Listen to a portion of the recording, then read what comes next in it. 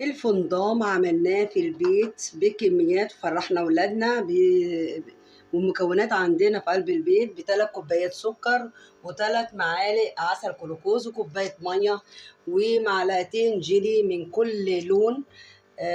زي ما انتم شايفين نحصل على الفندام بتاع زمان الجميل.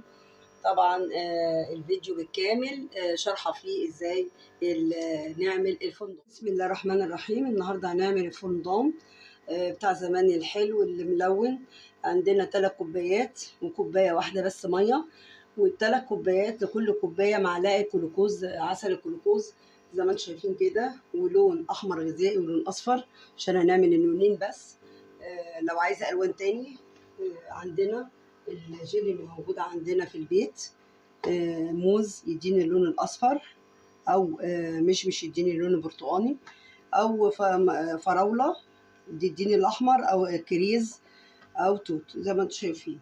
اللي موجود هناخد منه معلقتين.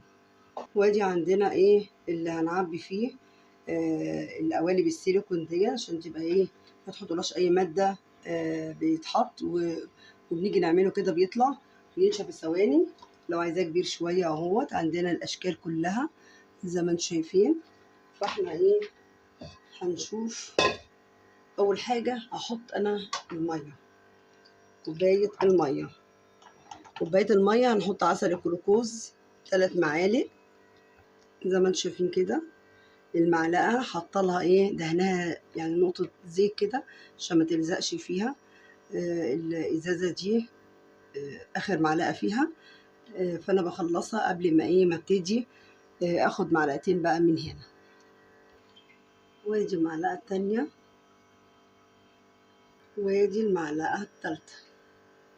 هنحطهم على النار لغايه لما يغلوا. اول ما يغلوا هنحط ال3 كوبايات سكر زي ما انتم شايفين كده اهو. نعمل وابتدى يغلي، وابتدى عسل الجلوكوز يدوب في قلب الميه تماما. في الحاله دي هحط في النص كده ال3 كوبايات سكر، وادي الكوبايه التانيه، وادي الكوبايه التالته. وابتدي اقلبهم بحيث ان ايه ما اجيبهمش على الحر زي ما انتم شايفين. يبتدي بقى يغلوا غلوتين، وبعد كده نعمل لهم الاختبار بتاع الكرة اللينة ميه ساقعه. ناخد شويه نحطها في ميه ساقعه ونشوف. لما توصل لمرحله اتعقد للكرة اللينه يبقى في الحاله دي اطفي عليه وابتدي بقى اقسمه للالوان اللي انا عايزاها. انا استكفى بلونين، يعني احطها اقسمها على بولتين واصبهم واحط عليهم الجيلي واصبهم في قلب ايه القوالب بتاعتي زي ما انتم شايفين كده. هبتدي ايه احطه في بوله فيها ميه ساقعه واختبر بقى ايه. اهي جمعت معايا بس سايحه شويه، فانا هستنى عليها دقيقه واحده بس. زي ما انتم شايفين كده عملناها زي الكوره، وهو ده المطلوب ان تبقى عامله زي الكوره اللينه. زي ما انتم شايفين كده هنحط اللون الاحمر معلقتين كده واقلبهم كويس قوي. احط لهم لون اعززه اللون الاحمر اهو، الاحمر غذائي. هنقلب كويس واحطها في حاجه ليها بوز زي ما انتم شايفين، واصب بقى في القوالب على طول. هنحط اهوت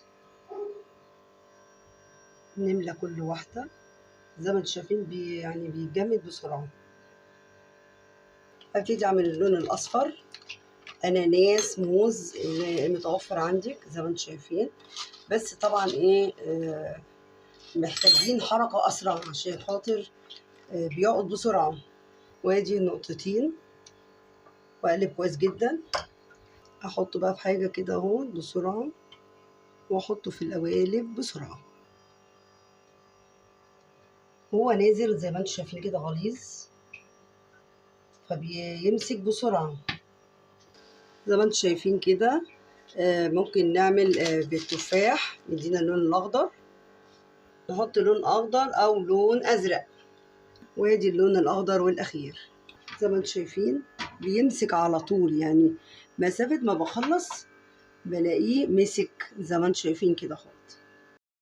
نضام زي بتاع زمان اللي كنا بناكله واحنا صغيرين في غاية الروعة والجمال. زي ما انتم شايفين كده هنجرب واحدة اهي، بيتقطم جميل جميل وطعمه جنين زي ما انتم شايفين كده.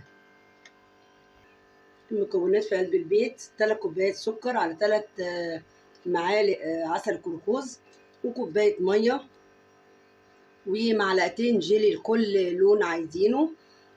وسهل وبسيط وفي غاية الروعة والجمال، ويتعمل يعني في دقايق. يا رب الوصفة تكون سهلة بسيطة عليكم، ونقدر نعمل كل حاجتنا في البيت بكميات زي ما انتم شايفين، لأن الحاجة غالية. أقل حاجة بتتباع، شوفي دي كبيرة ازاي، بيتباع صغير كده اهوت برضو. ما بقاش ال5 جنيه تجيب حاجة دلوقتي، ولا الجنيه. زي ما انتم شايفين نعمل حاجتنا ونفرح ولادنا في قلب البيت. دمتم في رعاية الله وأمنه، واستودعكم الله الذي لا تضيع ودائعه. واستناكم في فيديو جديد ان قدر الله البقاء. تنسوش اللايك والشير ودعوة حلوة منكم. والسلام عليكم ورحمة الله تعالى وبركاته.